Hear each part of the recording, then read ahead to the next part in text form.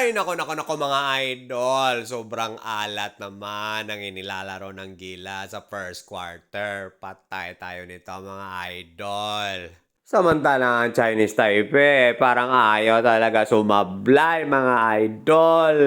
Ay nako, anong pag-asa pa ba meron ng Gilas kung tinalo nga sila ng Chinese Taipei? Paano pa kaya sa New Zealand Tall Blacks? Eto, pampalubag loob, Hail Mary shot ni Brownlee at the end of the first quarter. Second quarter, dahan-dahan ang naibaba ng Gilas ang kalamangan ng Chinese Taipei mga idol, down to 6 points. Pero ayaw talaga paawat yung Chinese Taipei mga idol, grabe talaga. Nakipagbakbakan na talaga ang Gilas mga idol, 4 na puntos na lang ang kalamangan ng Chinese Taipei.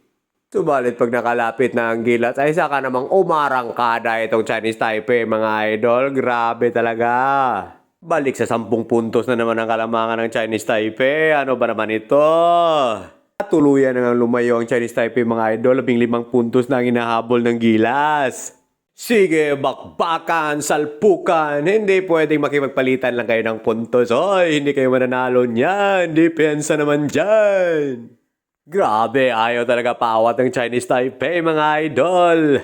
Eto, pinasok na si KQ at pumuntos kaagad mga idol.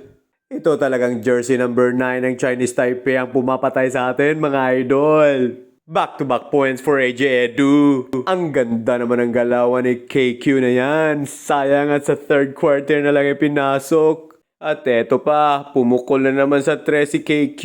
Grabe talaga ang contribution ng batang ito. Mukhang nakalimutan nga ni Coach Tim Con itong si KQ. Sana sa susunod, bigyan mo yan ng maraming playing time, Coach Tim.